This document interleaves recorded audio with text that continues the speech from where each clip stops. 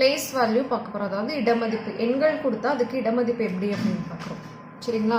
இப்போ 13 அப்படிங்கிற எண் கொடுத்துட்டாங்க. இந்த 13ஓட இடமதிப்பு என்னென்னு பார்க்க போகிறோம். அப்போ என்ன பண்ணலான்னா ஒரு எண்களாக எடுத்துக்கிறோம். புரிஞ்சுதுங்க? எப்படி எடுக்கிறோம்? ஒரு எண்ணா. இதை 1ன்னு சொல்லுவோம், இதை என்னன்னு சொல்லுவோம், 10ன்னு சொல்லுவோம் இல்லைங்களா? அப்போது இதில் ஒரு 10 இருக்குது. எத்தனை மூன்றுக்கள் இருக்குது? எத்தனை ஒன்றுக்கள் இருக்குது? 3 ஒன்றுக்கள் இருக்குது. புரிஞ்சுதுங்களா எப்படின்னு? இப்போ 13ங்கிற நம்பர் கொடுத்தாங்கன்னா இதில் எப்படி இடமதிப்பு எழுதுவோம்? 1 10ன்னு எழுதிக்குவோம். இதில் எத்தனை 10க்கள் இருக்குது? ஒரு 10க்கள். எத்தனை ஒன்றுக்கள் இருக்குது? 3 ஒன்றுக்கள். புரிஞ்சுதுங்களா எப்படின்னு? சரி, இப்போ அதே 18ன்னு இருக்குது. இப்போ இதுக்கு இடமதிப்பு அப்படின்னா நம்ம என்ன பண்ணுவோம்? ஃபஸ்ட்டு இது இப்படி தனித்தனி எண்களாக எடுத்துக்குவோம். 1 10. அப்போ இது எப்படி எழுதுவோம்? ஒரு 10 இருக்குது. எத்தனை ஒன்றுக்கள் இருக்குது? 8 ஒன்றுக்கள். புரிஞ்சுதுங்களா இது எப்படின்னு? ஈஸியாக இருக்கா? சரி, இதே வேற எண்கள் எடுத்துக்குவோம். 39. இப்போ இது எப்படி இதுக்கு இடமதிப்பு எழுதலாம்? ஈஸி. தனித்தனியாக எடுத்துட்டோம். 1 10. இது எப்படி எழுதுவோம்? 3 10க்கள். அடுத்து 9 ஒன்றுக்கள். ஓகேங்களா? அடுத்து 54. இப்போ இது எப்படி எடுத்துக்கலாம்? தனியாக எழுதுவோமா? 1 10. எத்தனை 10க்கள் இருக்குது? 5 10க்கள் இருக்குது. 4 ஒன்றுக்கள். ஏன் 5 10க்கள் சொல்லி 50 போட்டிருக்கீங்க அப்படின்னா 5 டைம் 10 போட்டால் எத்தனை என்ன வரும்? 50 வருமா? அதுதான். ஓகேங்களா? சரி, இப்போ இதே இப்படி கொடுத்துருக்காங்கன்னு வச்சுக்கோங்க. 48ன்னு இருக்கு. 8. இதுக்கு என்ன வரும்? இந்த இடத்துல என்ன வரும்னு நம்ம கண்டுபிடிக்கணும். அப்போ எப்படி எழுதுவோம்? 1 10ன்னு எழுதுவோம். இங்கே ஒன்றுக்களோட இடத்துல போட்டாங்க. 10க்களோட இடத்துல இங்கே என்ன இருக்குது? 4 இருக்குது. அப்போ எத்தனை 10? 4 10 40. ஓகேங்களா? சரி, அதை இப்படி போட்டாங்கன்னா 135. எப்படி? 135. இப்போ இதுக்கு நம்ம என்ன எழுதுவோம்? இடமதிப்பு எழுதுவோமா? 1 10 100. அப்போ எப்படி எழுதுவோம்? எத்தனை 100 இருக்குது? ஒரு 100 இருக்குது. ப்ளஸ் எத்தனை 10க்கள் இருக்குது? 3 10க்கள் இருக்குது. ப்ளஸ் எத்தனை ஒன்றுக்கள் இருக்குது? 5 ஒன்றுக்கள் இருக்குது. இப்போ நம்ம இதை கூட்டினோம்னா என்ன வரும்? 100 30 5. இதை கூட்டினா என்ன வரும் கண்ணே? 0 கூட 5 கூட்டினா 5. 0 கூட 3 கூட்டினா 3. இந்த ஒன்று அப்படியே வந்துருமா? 135. புரிஞ்சுதுங்களா? சரி, இந்த மாதிரி கொடுத்தா இப்படி போட்டுருவோம். இப்படி கொடுத்தா எப்படி போடுறது? இப்போ 40 கூட்டல் 5. இது எப்படி எழுதுவோம்? 40 கூட்டல் 5 45ன்னு எழுதிடுவோமா? அவ்வளோதான். இதை விரிவாக கொடுத்துட்டாங்க. அதை இப்படி எழுதுறோம். ஓகேங்களா? சரி, இப்போ இதே 300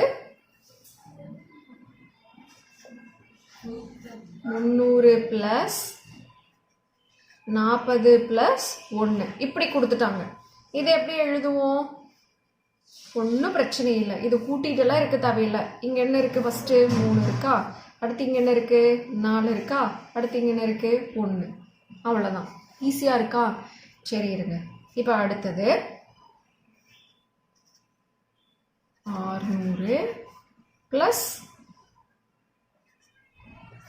20 + 9. அப்போ நான் என்ன பண்ண சொல்லியிருக்கேன்? இதை மட்டும் அண்டர்லைன் பண்ணிக்கலாம். என்ன இருக்குது?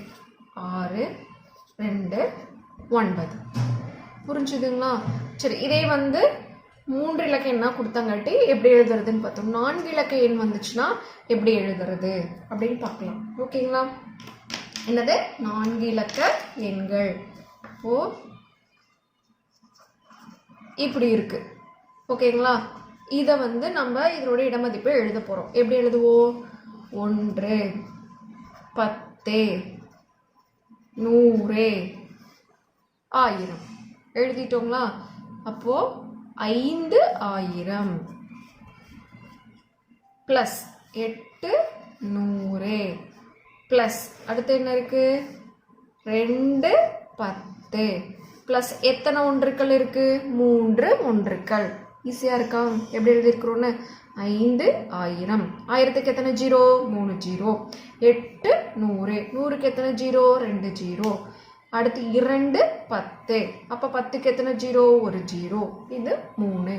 புரிஞ்சுதுங்களா எப்படி இருக்கு எப்படி எழுதியிருக்கோன்னு? சரி, இதே வந்து வேற எண்கள் எழுதலாம்.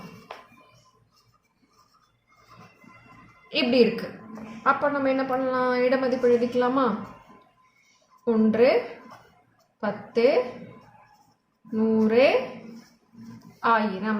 அப்போ எப்படி எழுதுவோம்? எவ்வளோ 1000? 9000. எவ்வளோ 1000?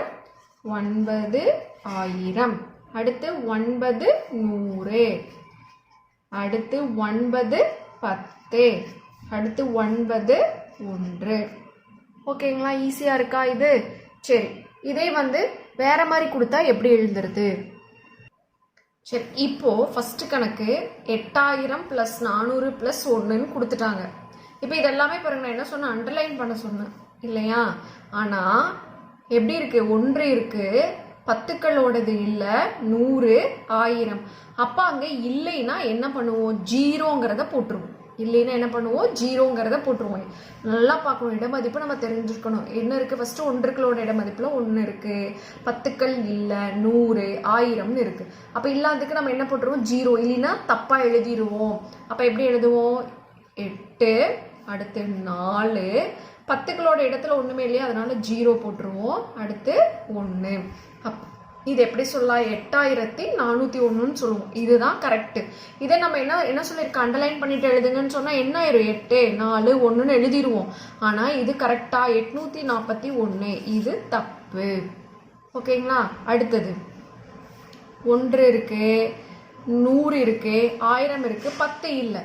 அப்ப என்ன பண்ணுவோம்? நம்ம 10 இல்லைன்னா ஜீரோ போட்டுக்குவோம். 10 இல்லைன்னா என்ன போட்டுக்குவோம்? ஜீரோ. மறக்கவே கூடாது அதைய.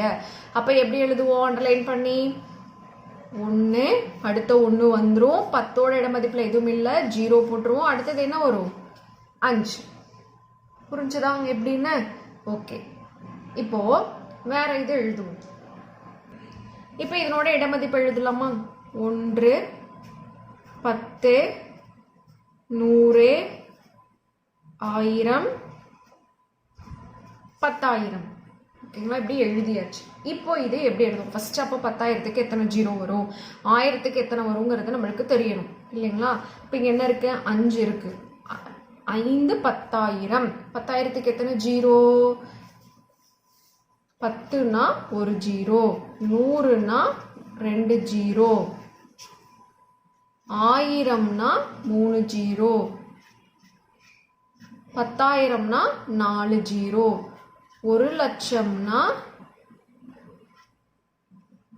5 ஜீரோங்கிறத நம்ம மறக்கவே கூடாது. ஓகேங்களா? அப்போ 10,000னா எத்தனை ஜீரோ வரணும்? 4 ஜீரோ. இப்போ 1 2 3 4 50,000. அடுத்து என்னது? 8,000. 8,000. 8,000க்கு எத்தனை ஜீரோ? 3 ஜீரோ. அடுத்து 4 100. இப்போ 400 + 3 10. என்ன வரும்? 30. ப்ளஸ் எத்தனை ஒன்றுக்கள்? 2 ஒன்றுக்கள். புரிஞ்சுதுங்களா? இப்படி எழுதிட்டோம்னா ஈஸியா இருக்கும். ஓகேங்களா? இதை விட ஈஸியா நம்ம வந்து வேற எதுவுமே ஈஸியா எழுத முடியாது. அடுத்தது பார்க்கலாம். அடுத்து ஃபர்ஸ்ட் கணக்கு பாருங்க. 453ன்னு கொடுத்து நம்மளுக்கு இந்த மாதிரி விரிவாக்கம் கொடுத்துட்டாங்க. இதை எப்படி விடுபட்ட எண்களை எழுதுறது அப்படின்னா, ஃபர்ஸ்ட் என்ன பண்ணிக்கலாம்? இடமதிப்பு எழுதிக்கலாமா? 1 10 100. அப்போ 4 100. அப்போ எப்படி எழுதுவோம்? 400. அடுத்து 5 10கள் 50ன்னு எடுத்துட்டோம். எத்தனை ஒன்றுக்கள்? 3 ஒன்றுக்கள். சரி, அடுத்தது பார்த்தா இங்க கடைசியா 1ன்னு கொடுத்துட்டாங்க. இந்த நடுவுல எல்லாம் என்னன்னு கேட்டிருக்காங்க. அப்ப நம்ம ஈஸியா என்ன கண்ணு சொல்லலாம்? இடமதிப்பு எழுதிடலாமா? 1 10 100 1000. ஓகேங்களா? அப்போ எத்தனை ஆயிரம்? 1000. எத்தனை நூறுக்கள்? 100. எத்தனை பத்துக்கள்? 10. ஈஸியா இருக்குங்களா? அடுத்தது மூணாவது கணக்கு என்ன? 2456. அதில் விரிவாக்கம் கொடுத்துருக்காங்க. விடுபட்ட எண்களை மட்டும் நம்மள கண்டுபிடிக்க போகிறோம். எப்படி? 1, 10, 100, 1000. அப்போ 2000 எழுதிட்டாங்க. அடுத்து எவ்வளோ 100? 400. அடுத்து எத்தனை பத்துக்கள்? 5 பத்துக்கள் 50. எத்தனை ஒன்றுக்கள்? 6 ஒன்றுக்கள். இது நம்ம ஈஸியாக போட்டுட்டோம். அடுத்தது நம்ம என்ன பண்ணுவோம்? ஈஸியாக போட்டலாம். என்ன பண்ண சொன்னாங்க? அண்டர்லைன் பண்ண சொன்னாங்கன்னு பண்ணிட்டு கண்ணை மூடிட்டு எழுதக்கூடாது. இடமதிப்புகளை நம்ம என்ன பண்ணணும்? ஒரு டைம் சொல்லி பார்க்கணும். எப்படி வரும் ஸ்டார்டிங்கு? 1, 10, 100. இந்திய முறையில் சொல்கிறேன். 1000, 10,000, லட்சம், 10 லட்சம். இப்படி போகும் இல்லைங்களா? அப்போ இங்கே பார்த்தா 1 இருக்கு. அப்புறம் என்ன இருக்கு? 1 இருக்கு. ஓகே. 10 இருக்கா? இல்லை. அடுத்து என்ன இருக்கு? 100 இருக்கு. அடுத்து 1000 வந்துருச்சு. அப்போ பத்துக்கள் இல்லை. இல்லைன்னா நம்ம இங்கே என்ன எழுதுவோம்? 10ஓட இடமதிப்பில் எதுவுமே இல்லைன்னா 0ன்னு போட்டுரும். ஏன்னா அந்த 0வை இங்கே சேர்த்து எழுதணும். அதே நம்ம கண்ணை மூடிட்டு இப்படி எழுதிட்டா தப்பே. இப்படி எழுதிட்டா என்ன ஆயிரும்? தப்பாயிரும். அப்போ ஃபஸ்ட்டு என்ன இருக்குது? 8 எடுத்து எழுதிட்டோம். அடுத்து 3 எழுதிட்டோம். 10ஓட இடமதிப்பில் எதுவும் இல்லையா? அப்போ இங்கே என்ன எழுதுவோம்? 0. அடுத்தது 4. இதுதான் கரெக்டு. புரிஞ்சுதுங்களா எப்படின்னு?